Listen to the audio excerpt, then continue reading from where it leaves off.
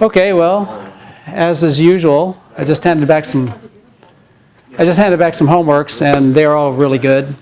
So you guys are keeping up very well. And the assignment that's today was an analysis problem, right? And as is frequently the case, I am sad to admit, we get right to the end and there's some crucial little, process that we haven't covered yet, and yet the assignment is due today. So, yeah. Was it a little confusing there at the end? I think, transition diagrams. Yeah, I think what we should do is, so it sounds like you guys have all been working real hard on this, but let's finish up what we did what we were doing at the end of class last time, to see the very last step, and maybe that'll help you with your assignment that's due now. Oh, would you like to have it be due tomorrow? That's fine, I don't care. Okay, so let's recall where we were at the end of class last time. What we had was this figure 11.27. Remember, this is an analysis problem, so the circuit is given. In a design problem, we are to determine the circuit. We'll do that tomorrow. So this circuit is given. We have two T flip-flops in this case, and we have some feedback from the Qs of the state registers going into this combinational circuit. We have X1 and X2 coming in from the outside. We have the clock that clocks the flip-flops simultaneously, and we have this output function Y that depends on some of the state, and maybe even depends on an input. The output depends on the state and an input in this case, right? And then what we did is I remember we went through figure 11.28, and you guys told me how to fill out this table, right? So are there any questions about that? About how that table works, all right? And then what we said was the next thing we want to do is do the state transition table, which is figure 11.29, which, I guess I didn't need to really copy it down here because there it is on the slide.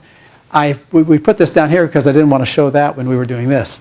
Yeah. Anyway, you guys did a really good job. Now, are there any questions about how to do the state transition table? Do you remember how we did that? Should we do one or two entries? Are we good?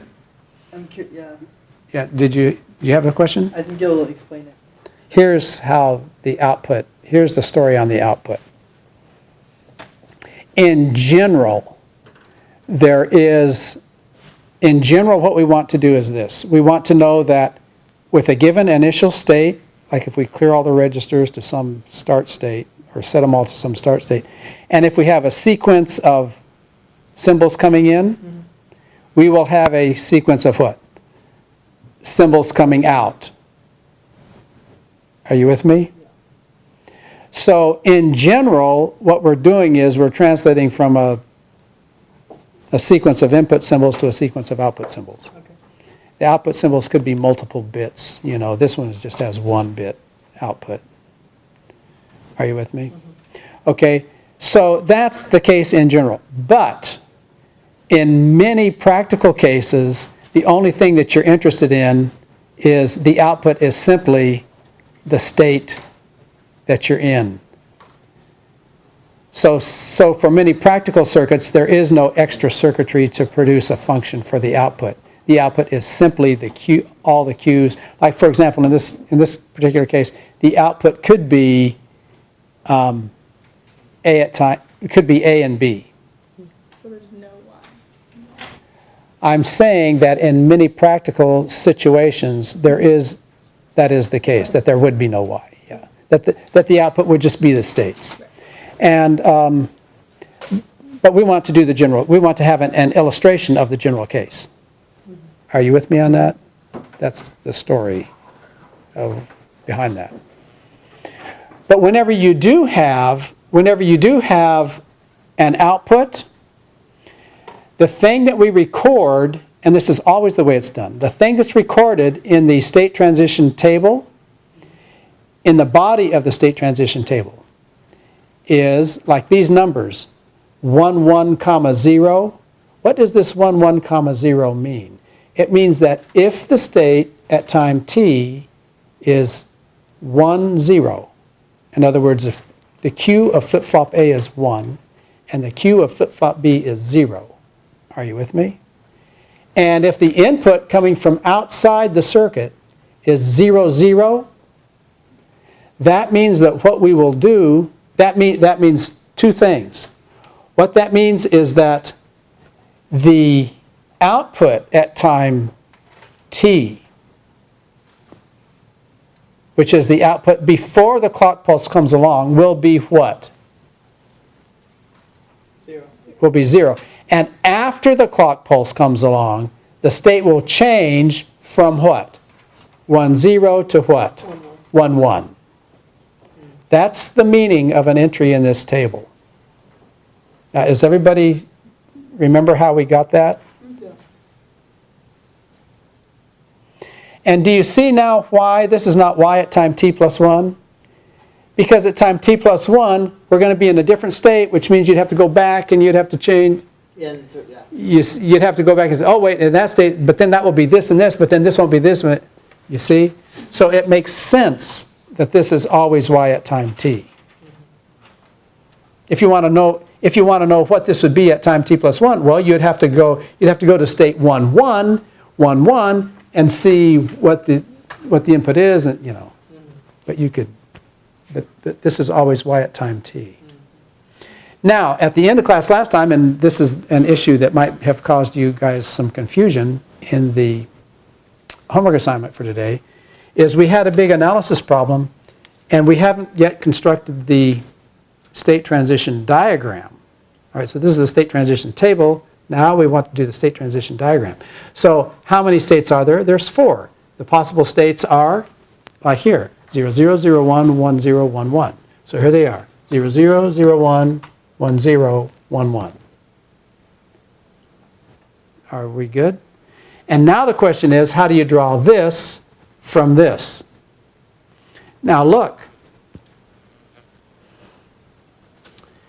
What we're going to do then is when we draw a state transition diagram, what do we put on the directed arcs? What do we put? You know, in the state transition, what do we put? The x1, x2. Yeah, we put the input. Yeah, because you always go from one. You're in one state. You have some input that takes you to the next state. So we're going to have the input. Well, how many inputs do we have here? 2. We have x1 and x2, right? Okay, but we also want to indicate somehow. We also want to indicate somehow the what? The output. Are you with me? So what we're going to do is on each one of these transitions, not only are we going to put the x1, x2 input, we're also going to put the output. But look, so therefore on this diagram, what is the output paired with? It's paired with what? Here, you know, whenever we make a transition, we're going to have the input, but then here on the transition is also where we're going to put the output. So what are we pairing the output with? On this diagram, the output is associated with the what? With the input. Whereas here on the table, the output is associated with the what? We're putting it in with what the next state is going to be. Do you see what I mean? Mm-hmm. So therefore, to emphasize the fact that here we are pairing the present output with the next state, we're going to separate that with a comma. We separated this with a comma to emphasize the fact so that we won't get confused and think, oh, this is comma, this is 2 digits and a comma and another digit. We're going to use a slash here on purpose to be different from a comma here. Do you see what I mean? That's the intent of the notation, is to distinguish the fact that on this diagram we are pairing the current output with the transition. So do you see then that we're not just taking these triples and putting them over here? See, we're not just taking boom, boom, and then putting that over there. Because these are associated, because what is this associated with? It's associated with this input, right? Okay, so now with that in mind, let's go ahead and construct this finite state,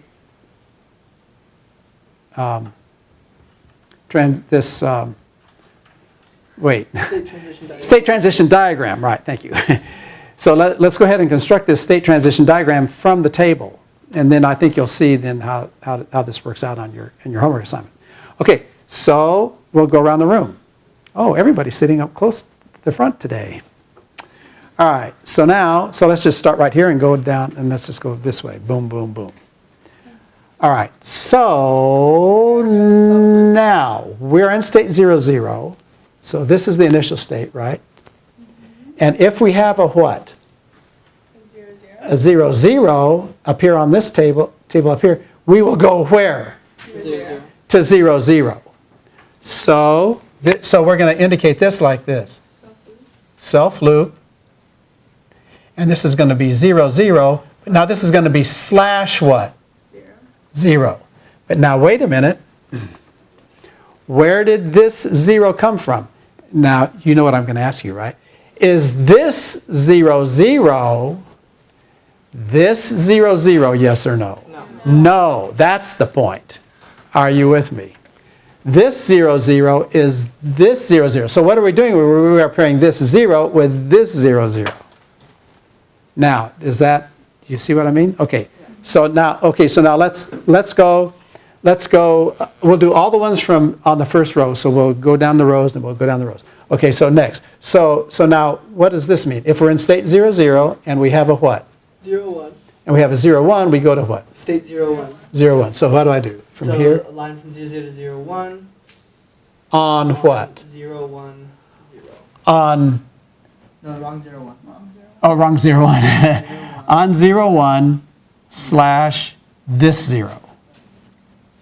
Is everybody clear? Okay, so now next. If on 0, 0, self loop, okay. On 1, 0. On 1, 0, so this is the 1, 0, but now with this 1. Does everybody see that, how that works? And now what? Next? A transition going from state 0, 0, 0, 0. to state 0, 1. Oh, the same one. Yeah. And it transitions on 1, 1. On 1, 1 slash 1. Good. Okay, so next. Now, It's transition from 0, 1 to itself to itself on 0, 0 slash 0. on 0, 0 slash 0. Next, from 1 to 0. So, Yeah, to 0, 0, on 0, 1. okay, so that's back to 0, 0. Are you with me? On 0, 1. On 0, 1 Comma, 0. slash. Oh, slash 0. And that's this 0, right? Okay, next. 0, 1. From 0, 1 to, 1, 1. oh, we're going to have a little diagonal action here. Okay, on what? On 1, 0. On 1, 0 0. slash 0. Okay, next. 0, 1 to 1, 0. 1, 1 slash 0. All right, next. Okay, from 1, 0 to 1, 1. And that is using 0 slash 0. Okay. Next. 1, 0 to 1, 1. Okay, again. On 0, 1 slash 0. Okay, next.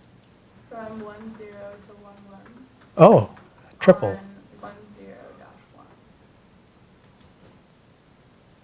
Little From trifecta 1, there. 0 to 1, 1. Oh, again. On It's popular. 1, 1 slash 1. Okay. Next. I don't know where we are. We're here. 1, 1 to 1, 0. Oh, back again, huh? 1, 1 to 1, 0. On /0. Okay, next. 1, 1 to 1, 0. Again. On 0, 1 /0. So notice here it's on 0, 1 / this 0. Do you see how that's working now? Okay, and next? 1, 1 to 0, 0. Oh, we get to go back to the,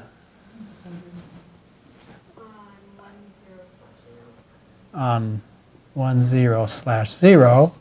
And finally, 1, 1 to 0, 0 on 1, 1 /0.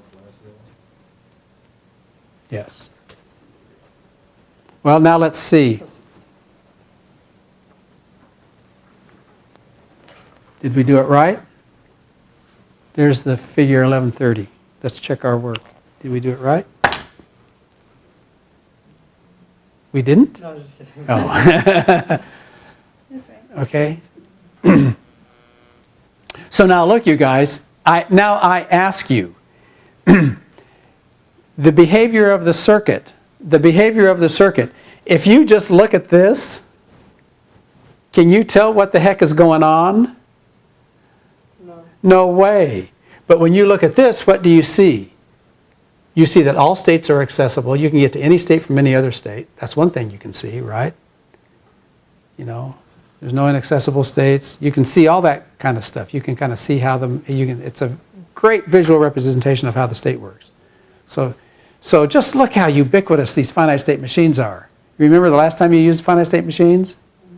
Was in, for, oh, and you're taking automata theory. But yeah, and here it is, the hardware, you know. And also, you know, in automata theory, and also in the computer systems class, do you remember we used finite state machines for our tokenizers, right? And we implemented them in software.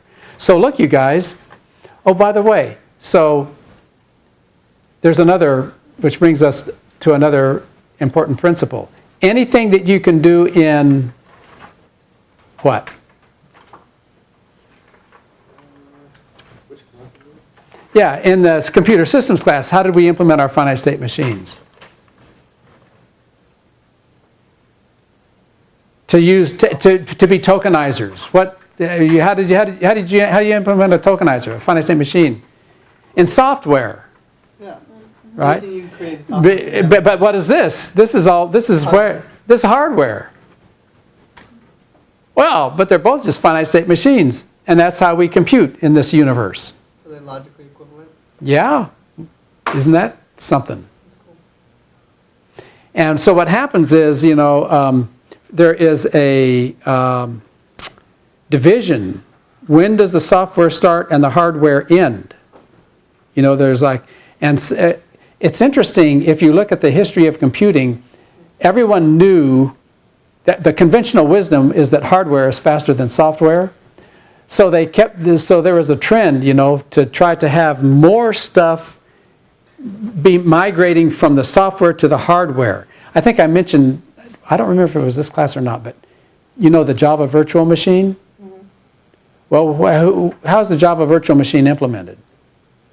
It's just a big what?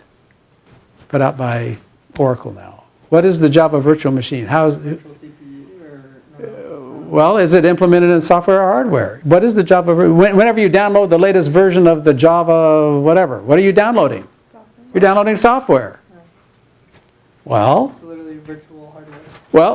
well, I mean, it's a virtual machine. In other words, it's implemented in software. But anything you can do in software, you can do in hardware. So what do you suppose people say? Oh, let's speed the things up. So what did they do? What did they do? They built Java chips in the hardware and said, oh, this is going to be a lot faster. And then the idea was, we'll just put these Java chips, you know, we'll just plug them into the circuit boards of all these computer manufacturers. We'll go buy our Java chips and they'll be really fast, and never did catch on. Why not? Good question. Why do you think not? It's easier to put out new Java VMs. Yeah, how hard is it to update a chip than it is to update software? So the software solution won out. But there's no reason why we couldn't have Java chips, Java machines. And also, you guys, those of you who are in programming paradigms, I think most all of you have been in programming paradigms, actually. So you remember one of the programming languages that we studied was Scheme, which is a dialect of Lisp. Well, there was a whole company. The name of the company was Symbolics, and guess what they did? They put the Lisp interpreter in the hardware. They said, oh man, we'll make this in hardware and it'll go really, really fast. And so they had these special purpose. But here again, the machines were special purpose. They could only run Lisp. Be a generalist. So yeah, so software has a tendency to kind of like win out. But there's always, actually now what's being done in the hardware a lot. It's graphics. You know, your GPUs, your graphics processing units. Yeah. That's all hardware because that, in that case, it pays them to be rigid. You know, they can get the speed with all these in the hardware with that, and it's enough. There's enough work to be done at that level in a computer system to dedicate that processing to be done in hardware. But that could all be done in software. They are logically equivalent. Cool. Yeah, it's a pretty nice story. Okay, now, are there any questions then about, did this clear up how to do today's assignment? So when we don't have a Y, it's just, Oh, in today's assignment, I didn't remember that. In today's assignment, was there no output? one of them didn't have an output. One of them didn't. Oh, you had to do more than one? We do too. Oh. Oh, you guys really worked hard today. Yeah, that's a lot. We did. Yeah. Yeah. So with Yeah, so the one without the output, you would just omit the comma, whatever here, and you would just omit the slash, whatever here. Okay. Yeah. So in that case, the output is just the state, you know. So you're saying graphic processing could there could be a virtual graphics processor? Sure. Sure, there's no reason that, yeah. They're logically equivalent. It's just like, what else is logically equivalent did we study in the concurrency? Do you remember what else is logically equivalent? Multi what and Multi-core multi versus multi-processing Multi-thread. and multi-programming. Remember the difference between multi-processing and multi-programming? They're logically equivalent. One is a single CPU that switches between one job and another one in software, the operating system. Right. That's multi-programming. Multi-processing is where you have physically separate CPUs that are literally running at the same time. But those are logically equivalent. Anything you can do with parallel processing, you can do with a single thread. Okay, so the next topic, now actually I feel kind of useless talking about this next topic because we've already done this in the lab a bazillion times, or at least in our previous lab. The concept of an asynchronous input. Do you remember in the lab, whenever we put together those sequential circuits that was like, I think we had like a bank of 4 flip-flops. And remember, what would we do whenever we would test our circuit at the very beginning? We would do what? Oh, Before the clock, before we'd start running the clock through the circuit, we would just set them all to, clear them all to 0, right? I think in one of them we would clear them all to 0, but then we would make one of them 1, and then that was the circular register. So the way you do that is with what's called an asynchronous input. And what does the word asynchronous mean? Out of time. Out Out of timing, like it doesn't have to follow the clock. right, it means independent of the clock. Because usually what happens is when the way you change the state of a flip-flop is you set the input, you know, the S and the R or the J and the K or whatever, and then you make the clock pulse go along, and then that's what changes the state. On the other hand, in order to get everything all set up in the beginning, independently of the clock, all practical flip-flops, or most practical flip-flops, have asynchronous preset and asynchronous clear. So an asynchronous input changes the state of a flip-flop immediately without regard to the clock. So there's usually an asynchronous preset and an asynchronous clear. Preset sets Q to 1 and clear clears Q to 0. And as we've seen in the lab, they're used to initialize the state of the machine. So look, here in figure 11.31 is a block diagram of an SR flip-flop with the asynchronous preset and clear. So now it not only has SNR and the clock and for the input, and the Q and the Q bar for the output, it also has inputs for preset and inputs for clear. Do you remember in the lab that what was different about the chips that we actually used in practice in the lab compared to this figure 11.31 in terms of? Toggle was 0, 0? Oh, no. No, I mean, with the presets and the clears. Do you remember? There was some little detail that was slightly different from this figure, 11.31. It didn't look quite like this, and it didn't be. The way this behaves is if preset goes to 1, that sets Q to 1. And preset is normally at 0 during the normal operation. And if clear goes to 1, that clears Q to 0. And clear is normally 0 during normal operation of the chip. Are you with me? What was different about that in the lab? Do you remember? Oh, I'm fishing and I'm not catching anything. If they were both on? Oh, no. Well, if they're, no. You don't remember that little circle right there and that little circle right there? Yeah, it was just the opposite. It was just It's, zeros. yeah.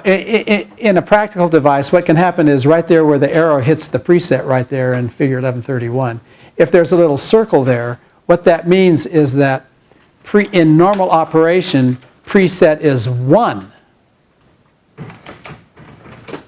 And then in order to actually preset Q to 1, it goes to 0. But its normal operation is at 1. Right. And they usually indicate that. In practice, you usually indicate that by a little inverter circle on the input there. Yeah. And the reason you do that in practice is just to save space and money on an inverter. Yes, because it's easier. That's exactly right. He said the reason they do that is because of the technology of the gates inside the chip. It would take an extra inverter to make it work this way. Because of the electronics, it's naturally that way. And so yeah, might as well just have the user keep it high and send it low to do its job. And that's generally what a little circle on an input is. By the way, I noticed that some of you guys are putting little circles instead of writing, drawing inverters, little circles on the inputs of the gates instead of. It's mathematically correct, but it's kind of nice to see the actual inverter when you need it. Another thing I noticed on the homework is that some people are taking the Q and feeding it back, and then if they need Q bar, they stick an inverter there. But you shouldn't. I think I put a little note: don't use inverters unnecessarily. I mean, a designer would never do that. You know, you'd feed, because you got Q bar automatic for free, so you just use that instead of inverting Q. Okay. Now I know that we're not going to be able to get through this, so I'm conflicted. I don't know whether to just wait until tomorrow and do the whole thing tomorrow, or actually get started right now. But I think what we should do is maybe get started right now on the design problem. All right. So I don't think that we'll get through this, but maybe we'll find a convenient place to stop, and we'll finish it up tomorrow. Okay, now, so let's review what's the difference between analysis and design? With analysis, what is given? The input. And the program. Input and the Logic. circuit. Yeah. And the circuit. And we got to figure out Yep. the output, and the state transition diagram. On the other hand, with design, Input and the output, the input and the desired output is given, and we want what? the circuit. We want to design the circuit. Now here's another thing about sequential design. Do you remember how this is just a generalization of the design process that we had for making one flip-flop out of another one?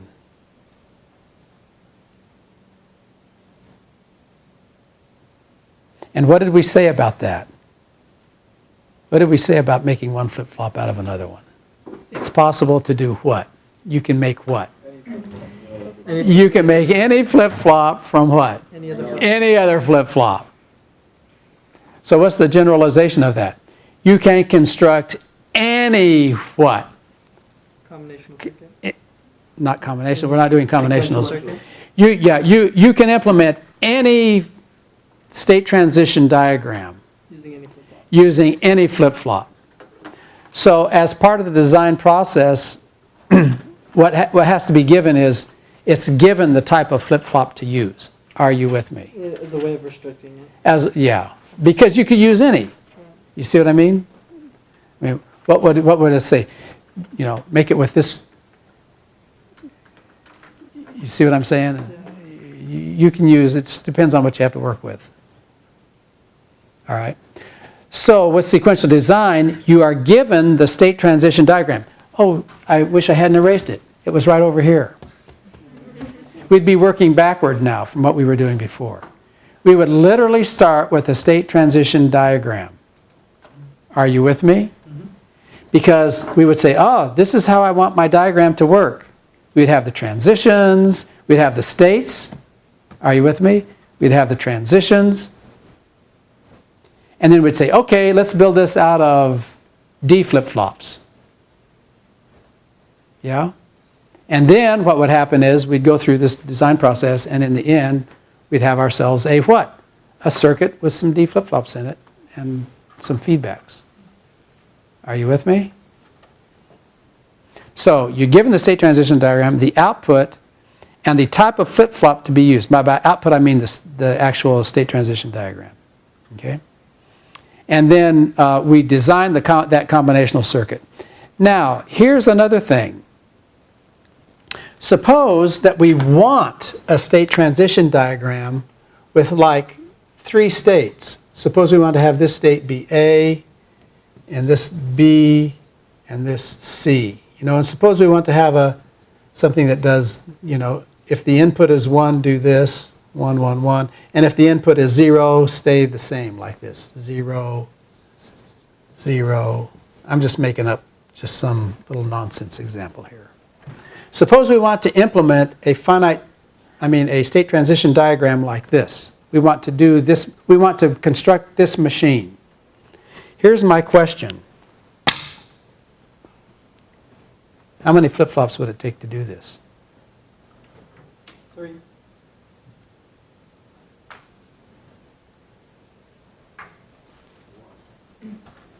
Well, I've heard 3 and I've heard 1. Now I've heard 2. Do we not have a consensus? Oh, You think 1? How many flip-flops would it take to have a... 2. Now you're changing your mind to 2? Yeah. Huh? Let me ask you this. How about this? How about this?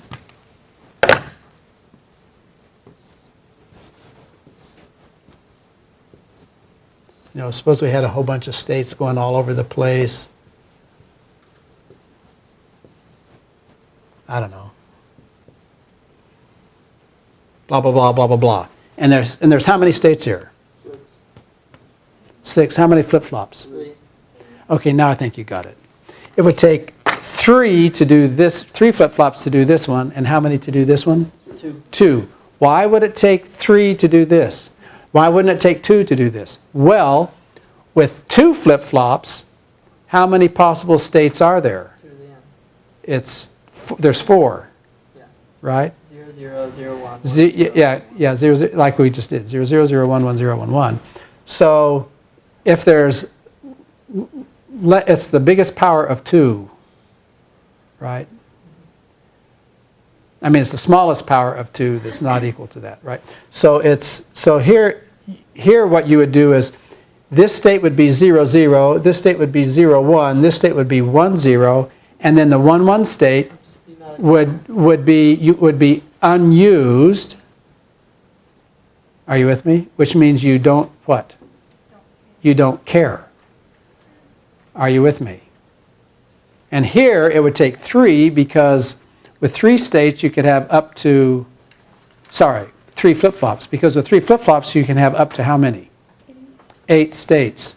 So here you would use 0, 0, 0, 0, 0, 1, 0, 1, 0, 0, 1, 1, 1, 0, 0, 1, 0, 1, and then 1, 1, 0, and 1, 1, 1 would be don't care.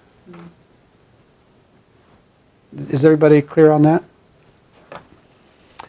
So and furthermore, how many input lines is this one here?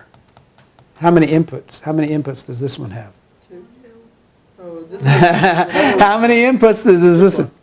Just 1. The input is, well, there's one input that can either be 0 or a 1. But you could have one with,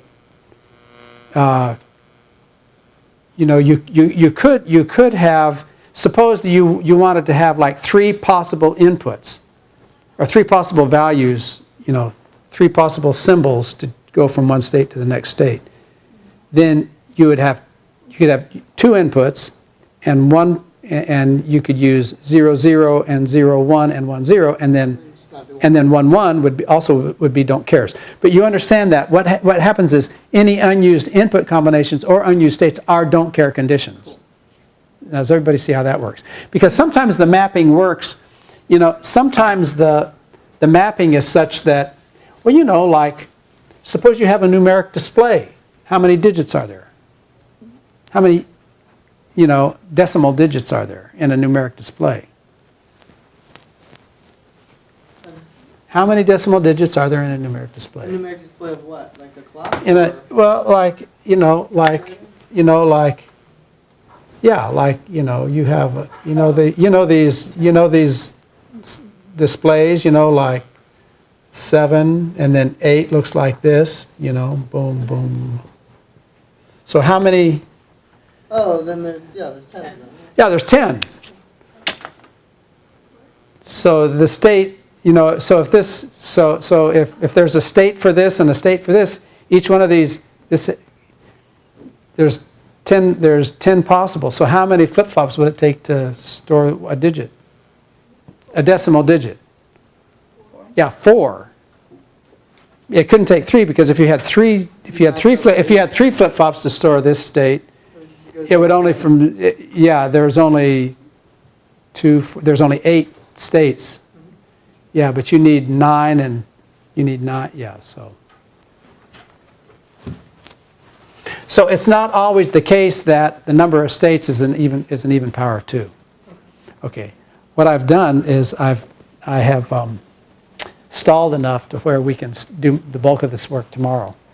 So let's take a look at the design steps, and then what we'll do is we'll take a look at the design problem that we have, and then we'll actually do the design. We'll pick up tomorrow. We still have 5 minutes.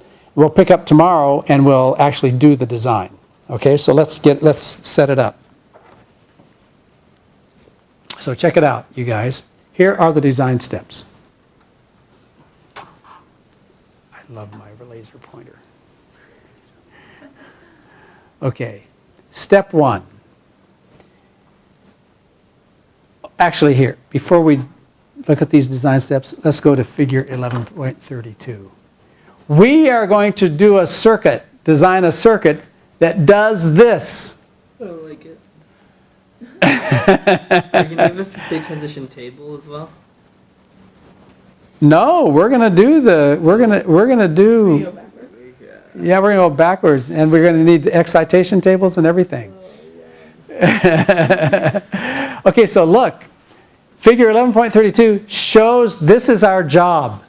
Your job, Mr. Phelps, should you decide to accept it, is to implement this finite state machine with, I forget what kind of flip-flops, with